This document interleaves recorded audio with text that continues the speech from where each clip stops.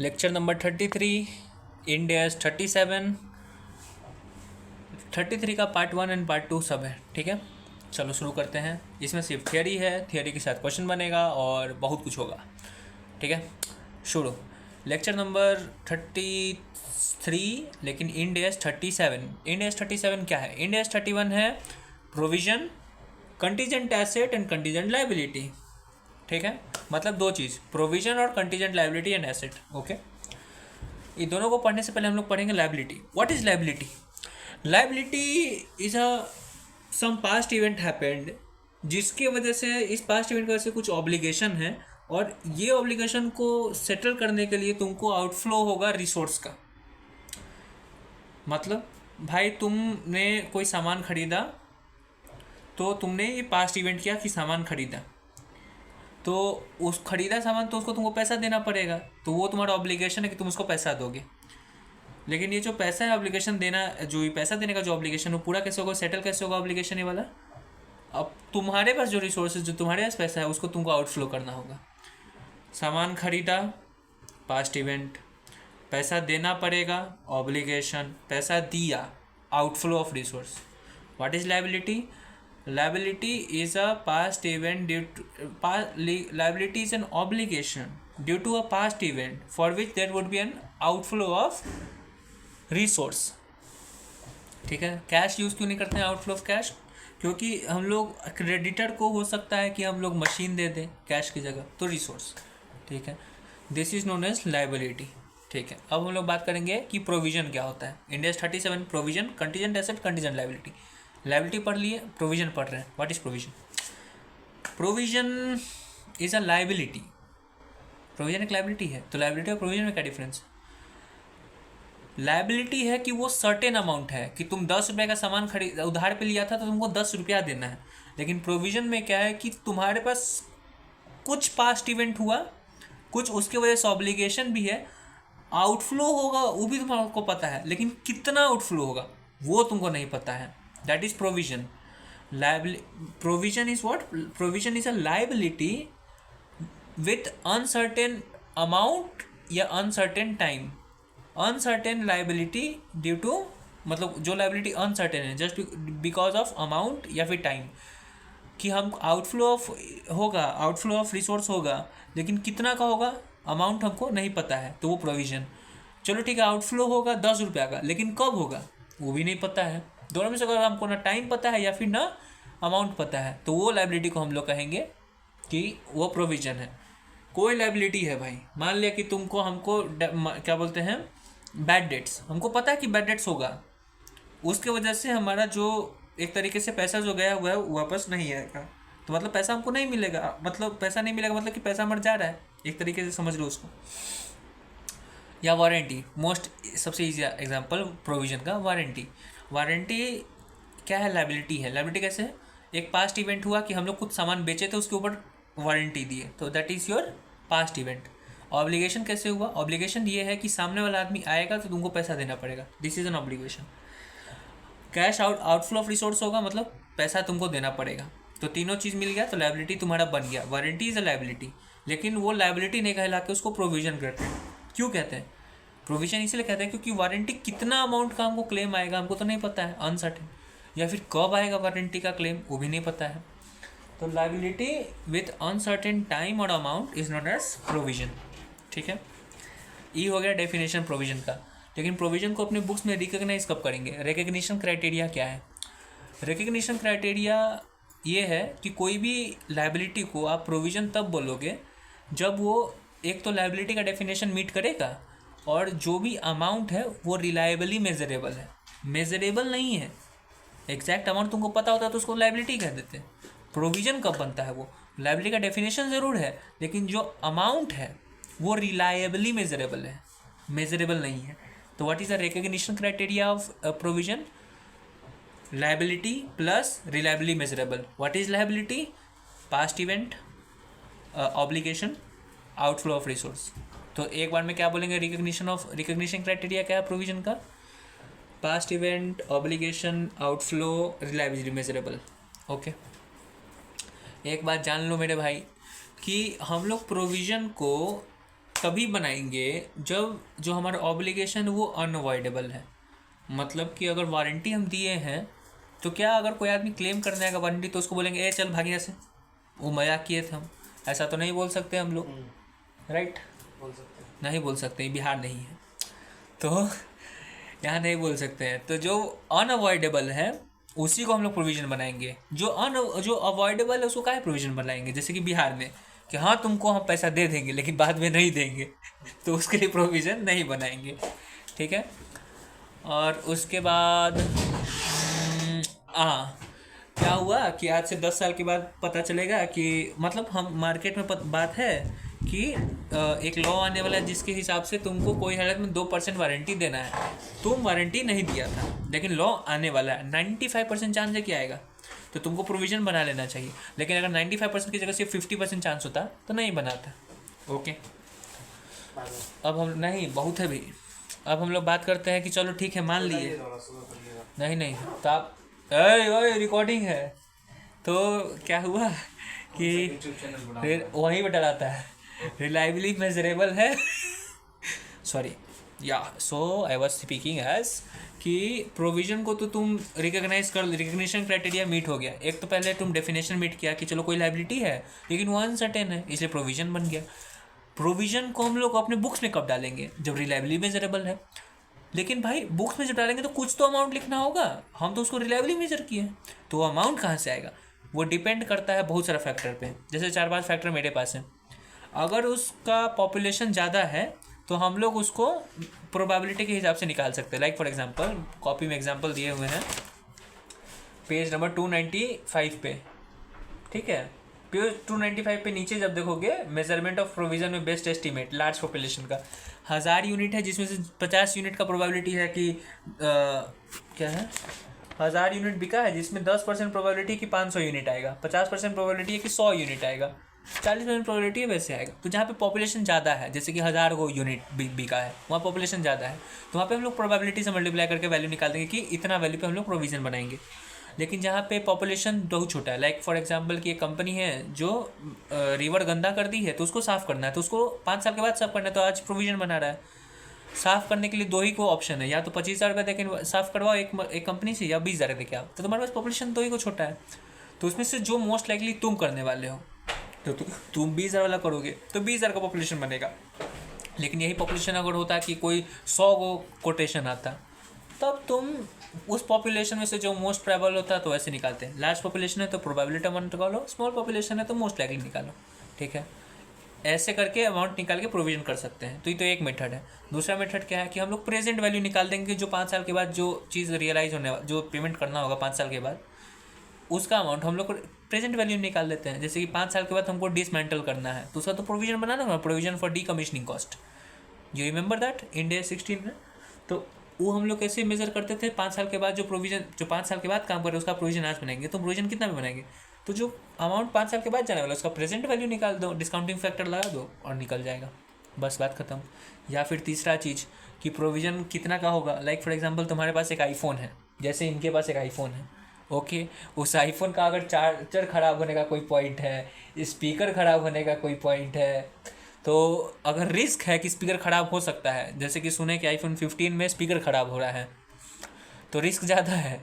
तो जब रिस्क ज़्यादा है तो उसका हम लोग क्या करेंगे, प्रोविज़न बना देंगे उस हिसाब से, उतना अमाउंट का, जैसे स्पीकर ख़राब हो सकता है तो स्पीकर का जो अमाउंट होगा उसका प्रोविज़न बना देंगे। लास्ट में आता है फ्यूचर इवेंट। फ्यूचर इवेंट जैसे कि जापान क्या सोच रहा है ना कि वो एक ऐसा मशीन बनाएगा जिससे आईफोन कभी फूटेगा ही नहीं, मतलब टूटेगा ही नहीं, लेकिन ऐसा सोच ही रहा है वो, एविडेंस नहीं है। तो जब तक एविडेंस नहीं है तो उसका प्रोविज़न हम लोग नहीं बनाएंगे, जब एविडेंस मिल जाएगा तो बना देंगे।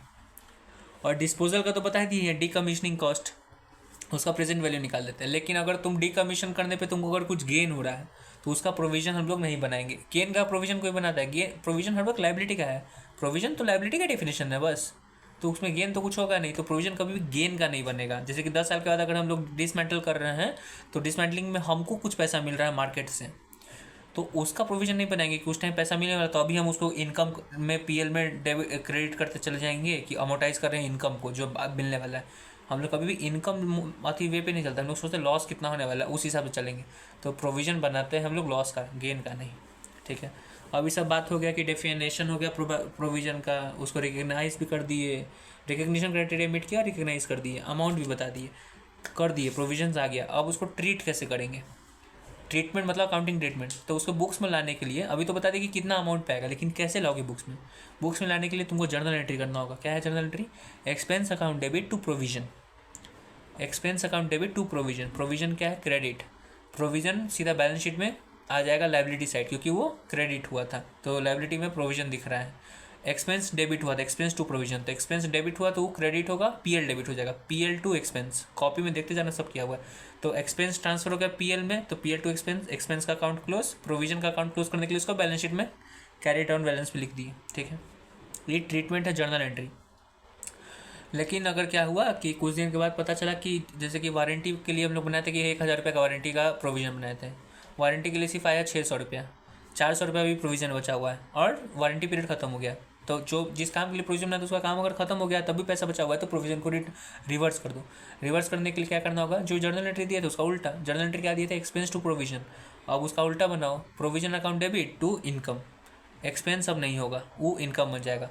प्रोविज़न पहले क्रेडिट हुआ तो लाइबिलिटी में दिख रहा था, अब प्रोविज़न डेबिट हो गया तो उतना ही अमाउंट कम हो जाएगा, तो प्रोविज़न जीरो हो गया।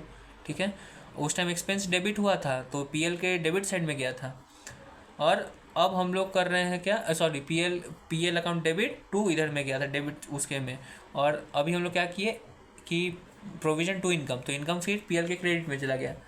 तो जब तुम अथी बताओगे जर्नल एंट्री पीएल बनाओगे तो पीएल में टू एक्सपेंस गया और रिवर्सल टू इनकम गया। ठीक, और बैलेंस शीट में क्रेडिट में दिख रहा था, अब डेबिट कर दिए तो उसका वैल्यू गिर गया। ठीक, समझ गया?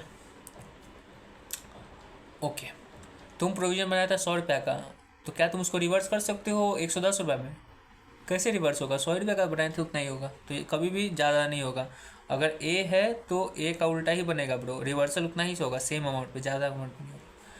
हम लोग प्रोविज़न बनाए आज कि 5 साल के बाद हमको 5 लाख रुपये लगेगा, अगला साल पता चल रहा है अभी 5 साल के बाद हमको लगने वाला है 1 लाख रुपया। ठीक है, 5 साल के बाद, अभी पहला साल ख़त्म होने पे, दूसरा साल स्टार्ट होने पे क्या पता चल रहा है कि 1 लाख ना 1 लाख ना लग के हमको 1 रुपया भी नहीं लगने वाला है, तो रिवर्स कर दो जर्नल एंट्री। या फिर हमको पता चले कि 1 लाख हमको 5 साल के बाद नहीं, आज ही पहला साल के एंड पे लग रहा है, तो अब वो प्रोविज़न नहीं रहा, वो लाइबिलिटी बन गया क्योंकि सर्टेन हो गया, तो उसको लाइबिलिटी की तरह दिखा। या फिर तुमको पता चल रहा है कि एक पहले साल के एंड पे कि 1 लाख रुपया नहीं लगेगा, 5 साल के बाद 2 लाख लगेगा, तो प्रोविज़न का अमाउंट बढ़ाओगे। प्रोविज़न का अमाउंट बढ़ाने के लिए क्या करना पड़ेगा? प्रोविज़न का बैलेंस क्रेडिट होता है तो प्रोविज़न को क्रेडिट कर दो। तो डेबिट किसको करोगे? डेबिट करने के लिए तुमको करना होगा फिनेंशियल कॉस्ट को, financial cost account debit to provision, provision credit हो गया, ऊपर गया, फिनेंस कॉस्ट डेबिट हो गया। फिनेंस कॉस्ट को कहाँ दिखाओगे? पीएल में, PL account debit to finance cost, PL के डेबिट में चला गया तो मतलब तुम्हारा एक्सपेंस। ठीक है, बिजनेस हम लोग प्रोविजन बनाते हैं कोई भी लाइबिलिटी के लिए जो अनसर्टेन है। हमको ऐसा लग रहा है कि 3 साल के बाद मेरा बिजनेस लॉस में जाना शुरू हो जाएगा, तो क्या हमको बना लेना चाहिए उसके लिए प्रोविजन? एक बात याद रखो, बिजनेस का ऑपरेटिंग लॉस जो भी होगा वो एस्टिमेट हम लोग कर रहे हैं, वो उसके लिए प्रोविज़न नहीं बनता है, क्योंकि हो सकता है कि उस टाइम गेन हो जाए तुमको। लायबिलिटी के लिए प्रोविज़न बनता है जहाँ पे तुम्हारा ऑब्लिगेशन है कि तुम पेमेंट दोगे। What is obligation? ऑब्लिगेशन दो चीज़ के लिए होता है, या तो कॉन्ट्रैक्ट से कोई ऑब्लिगेशन बन रहा है, एक होता है लीगल चीज़ की वजह से तुम्हारा ऑब्लिगेशन है, या कॉन्ट्रैक्चुअल ऑब्लिगेशन है।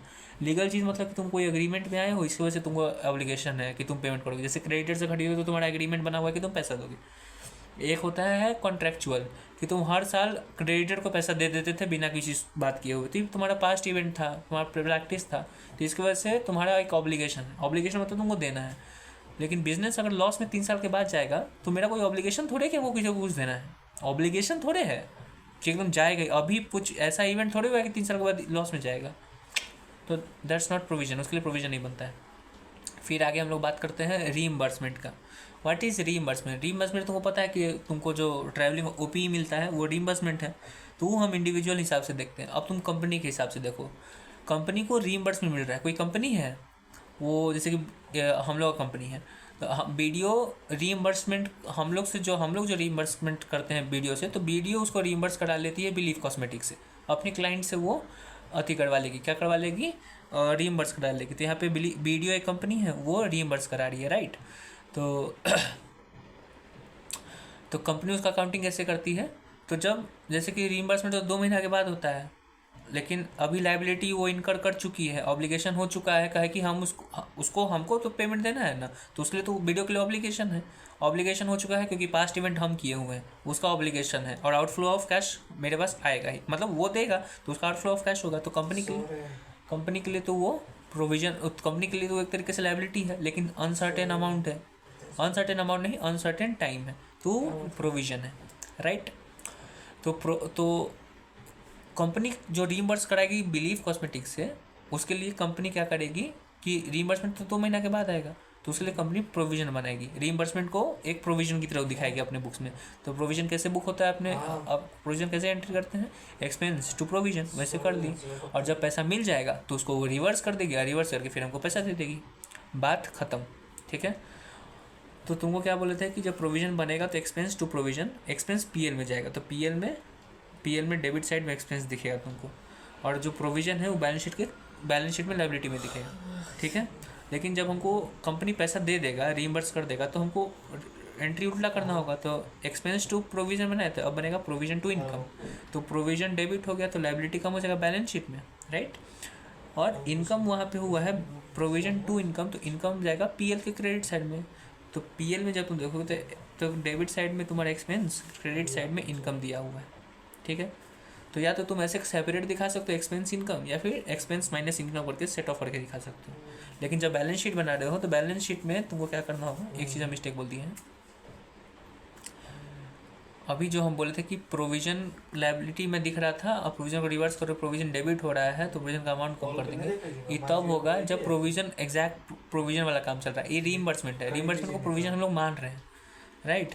तो पहला जो बनाए थे जो लायबिलिटी में क्या था वो प्रोविजन है तुम्हारा, लेकिन जब हम उसका रिवर्सल कर रहे हैं प्रोविजन का, तो प्रोविजन अकाउंट को वापस डेबिट नहीं करेंगे, क्रेडिट से उसको डेबिट नहीं करेंगे, नया एक अकाउंट बनाएंगे, provision asset account debit, reimbursement account, reimbursement asset account debit to income. तो इनकम गया पीएल में, रीइंबर्समेंट एसेट अकाउंट एसेट में चला गया, तो बैलेंस शीट में रीइंबर्समेंट एसेट और इधर प्रोविजन लायबिलिटी। इसको हम लोग नेट ऑफ नहीं करेंगे, बैलेंस शीट वाला को नेट ऑफ नहीं करेंगे, पीएल को नेट ऑफ कर देंगे, ठीक है। अब हम लोग बात कर रहे हैं ऑनर्डस कॉन्ट्रैक्ट का, पॉइंट नंबर 6। ऑनर्डस का मतलब क्या होता है, डिफ़िकल्ट। तो डिफ़िकल्ट कॉन्ट्रैक्ट क्या होता है, डिफ़िकल्ट कॉन्ट्रैक्ट का मतलब होता है जो कॉन्ट्रैक्ट तुम्हारे डिफ़िकल्ट है। कॉन्ट्रैक्ट डिफ़िकल्ट कैसे हो सकता है, ऐसे हो सकता है कि तुमका कॉन्ट्रैक्ट तुम लिया है 1 लाख रुपये का, तुमको 1 लाख रुपये मिलेगा, सॉरी कॉन्ट्रैक्ट तुमको मिला है 70,000 रुपये का, तुमको 70,000 रुपये मिलेगा, लेकिन उस कॉन्ट्रैक्ट को पूरा करने में तुमको लग रहा है 1 लाख, तो डिफ़िकल्ट है, तुम्हारे लिए बुरा है। तो कंपनी क्या करेगी कि अगर उसके लिए कोई कॉन्ट्रैक्ट डिफ़िकल्ट हो जाता है, तो जितना अमाउंट से डिफिकल्ट हुआ है ना, जितना ज़्यादा जो उसको लॉस होने वाला है उसका प्रोविजन बनाएगा। लाइक फॉर एग्जांपल यहाँ 70,000 का कॉन्ट्रैक्ट था, 1 लाख देना पड़ा, तो 30,000 रुपये का तुम्हारा लॉस है, तो 30,000 का तुम प्रोविजन बनाओगे। लेकिन इतना ईजी नहीं है, ईजी नहीं है क्या कि क्या बोलता है अगर कॉन्ट्रैक्ट तुम लिया तो 70,000 का कॉन्ट्रैक्ट लिया, तुमको लग रहा है 1 लाख, तो हो सकता है कि तुम बोलेगा कि भाई हम नहीं करेंगे कॉन्ट्रैक्ट, मेरा 30,000 रुपये लॉस हो रहा है, हम नहीं करेंगे कॉन्ट्रैक्ट। तो कंपनी बोलेगी कि जो कॉन्ट्रैक्ट दी है वो बोलेगी कि अगर तुम कॉन्ट्रैक्ट नहीं करोगे तो तुमको पेनल्टी देना होगा 50,000 रुपया। तो अगर कंपनी कॉन्ट्रैक्ट करता है तो उसको मिलेगा 70,000 रुपया, और उसको जाएगा 1 लाख, मतलब 30,000 का लॉस होगा उसको। लेकिन अगर कॉन्ट्रैक्ट नहीं करता है तो भले ही उसको 70,000 रुपया नहीं मिलेगा, लेकिन उसको 50,000 रुपया देना तो पड़ेगा। तो अगर तुम देखोगे तो अगर करता है कॉन्ट्रैक्ट तो 30,000 रुपया उसको लॉस है, और अगर नहीं करता है तो 50,000 रुपया लॉस है। तो प्रोविजन कितना का बनेगा, प्रोविजन तो तुम बोले जितना लॉस होगा, तो प्रोविजन उतना का बनेगा which is lower of if contract fulfilled, if contract not fulfilled, जो फुलफिल करने और नहीं फुलफिल करने जो भी लोअर होगा उतना का प्रोविजन बनेगा, ठीक है, समझ गए। अब हम लोग बात करते हैं रीस्ट्रक्चरिंग का। रीस्ट्रक्चरिंग का मतलब क्या होता है, याद होगा रीस्ट्रक्चर पढ़े थे IR में, इंटरमीडिएट में, तो वैसे ही है। रीस्ट्रक्चरिंग का मतलब होता है कि तुम कोई बिजनेस चेंज कर रहे हो। 2 तरीके से बिजनेस चेंज होता है, या तो तुम स्कोप चेंज कर दो बिजनेस का, कोई सर टीचर थे, टीचर से सर सिंगर बन गए, तुम स्कोप चेंज कर दिया, दैट्स रीस्ट्रक्चरिंग। लेकिन हो सकता है कि तुम अपना बिजनेस को जो करने का मैनर है उसको चेंज कर दो, उसको भी रीस्ट्रक्चरिंग बोलेंगे। मतलब सर पढ़ा रहे थे ऑफलाइन, सर उसको ऑनलाइन कर दिए, दैट्स रीस्ट्रक्चरिंग। तो अगर रीस्ट्रक्चरिंग होगा तो तुमको बहुत सारा कॉस्ट इनकट करना पड़ेगा। लाइक फॉर एग्जांपल अगर सर टीचिंग से अगर सिंगिंग में चले जाते हैं तो जो भी उनका एम्प्लॉय सब था वो सबको तो छोड़ना पड़ेगा। लाइक अगर कोचिंग इंस्टीट्यूट था सर का, छोड़ो कोचिंग इंस्टीट्यूट, ऑफलाइन सर पढ़ा रहे थे, सर ऑनलाइन जा रहे हैं, तो ऑफलाइन में जो तुम्हारा टीचर अति था, स्टाफ था, वो सबको तो निकालना होगा। तो अगर निकालना होगा तो तुमको कॉम्पनसेशन देना होगा, वो तुम्हारा कॉस्ट है। तुम जो रेंट लिए हुए थे घर का, मतलब जो सिक्योरिटी डिपॉजिट दिए हुए थे रेंट, जहाँ पे कोचिंग चला रहे थे, वो तुमको सिक्योरिटी डिपॉजिट नहीं देगा क्योंकि तुम पहले छोड़ रहे हो, तो ये सब तुम्हारा कॉस्ट है, राइट। तो ये सब कॉस्ट तुमको इनकम करना पड़ेगा। तो जब कॉस्ट इनकम करना पड़ेगा, एक ऑब्लिगेशन है कि तुम, ये तो ऑब्लिगेशन सही बात है, पास्ट इवेंट की वजह से तुमको ऑब्लिगेशन देना और आउटफ्लो होगा, तो ये तुम्हारा लाइबिलिटी है। और अनसर्टेन अमाउंट है या अनसर्टेन टाइम है तो ये प्रोविजन कहलाएगा, तो हम लोग इसके लिए प्रोविजन बनाएंगे, ठीक है। लेकिन मेरे भाई तुम बोलोगे प्रोविजन कितना अमाउंट का बनेगा? प्रोविजन उतना अमाउंट का बनेगा जितना कॉस्ट हमको इनकर करना पड़ेगा, जितना के लिए ऑब्लिगेशन है मेरा। कोई पास्ट इवेंट, जैसे कि आदमी को रखे थे, that was my past event, rent पे लिए थे, that was my past event, उसके लिए प्रोविजन बनेगा। लेकिन हम ऑफलाइन से ऑनलाइन जा रहे हैं, ऑनलाइन में कंप्यूटर खरीदेंगे, ये खरीदेंगे, वो खरीदेंगे, तो क्या उसके लिए प्रोविजन बनाएंगे? वो भी तो कॉस्ट है। नहीं, उसके लिए प्रोविजन नहीं बनाएंगे। प्रोविजन इसलिए नहीं बनाएंगे काहे कि नहीं, प्रोविजन इसलिए नहीं बनाएंगे काहे कि प्रोविजन ऑब्लिगेशन के लिए बनता है। तो ऑब्लिगेशन हमारा है कि ये सबको पेमेंट करना है, लेकिन खरीदना है, that is not my obligation, that's an investment. तो जो चीज़ ऑब्लिगेशन होगा, जो डायरेक्ट कॉस्ट होगा ना, वो हमको लगेगा। डायरेक्ट कॉस्ट गलत वर्ड है, जो ऑब्लिगेशन है उसके लिए पेमेंट करेंगे, वो प्रोविजन है। जो बाहर का चीज़ है, जो उस काम, जो ऑब्लिगेशन नहीं, उसके लिए काहे ला हमको अति करेंगे कुछ। बात ख़त्म। बाय। 31 पार्ट 1 31 बोल रहे हैं, कौन सा लेक्चर है? लेक्चर 33 पार्ट 1 पार्ट 2, बात डन। Okay, bye bye.